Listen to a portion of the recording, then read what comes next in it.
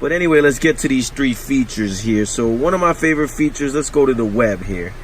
And not a lot of people use the internet in Teslas, and Elon Musk is aware of it, and he actually said the next update, he's gonna actually make this thing so intuitive. They're gonna improve the UI, the user interface here, to make this thing more user-friendly.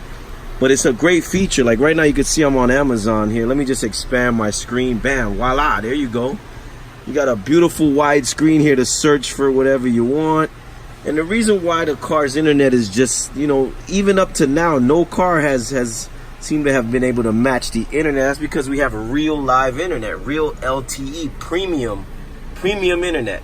Like here you can see I'm searching for Wi-Fi, and I could just search any public Wi-Fi or even I could tether, and boom. And I mean, you really don't even need this because you got satellite Wi-Fi LTE in your car. Just like your phone is pulling on the internet, your car does the same thing. So you have internet anywhere you go, premium type internet. Another feature here, take it to the car settings, is and one of my favorites is the suspension here. And not every car has the suspension, so it is a feature you'd have to add when you're buying the car. But you could see here I have 4 levels of suspension. Some even have 5. You can see I'm raising the car. You'll see the display raises the car. You'll feel it, very high, low.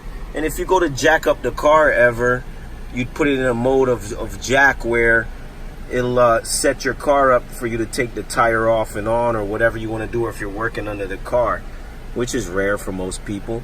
You could see here something that's really cool is the auto raising location. So whatever location, if I'm pulling up at home and I leave it on high and I set it to auto raise, every time I get near my house, I want to say you get a couple of blocks near from where your car is parked, it'll auto raise to whatever level you want. It'll lower it if you want it on low.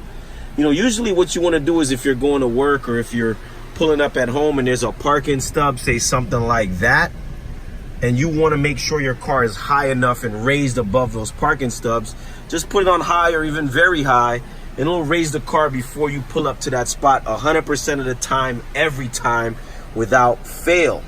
It really just does a great job. The user interface is just unmatched with any other possible car company. This is the closest thing to a smartphone that there could possibly be. Here's another feature that I really love is this: when you're looking for a charging station, a supercharger, and you can see I have a nice map here of Miami, Brickell, Key Island, Port of Miami. There's a lot of stuff going on here in the GPS. But very cool feature is that you're able to see how many people are using a charging station. You just have a dual charging station here in Brickell, and you can see there's only 3 people using that one, and there's a lot more using this one.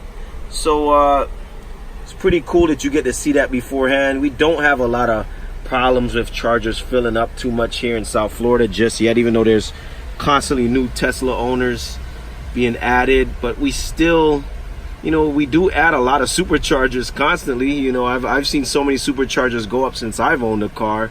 Only owned a car for 9 or 10 months now. Here you have it, guys. That's 3 of my favorite features, Tesla Model S. There's hundreds and hundreds of features that this screen can do. I just covered a few.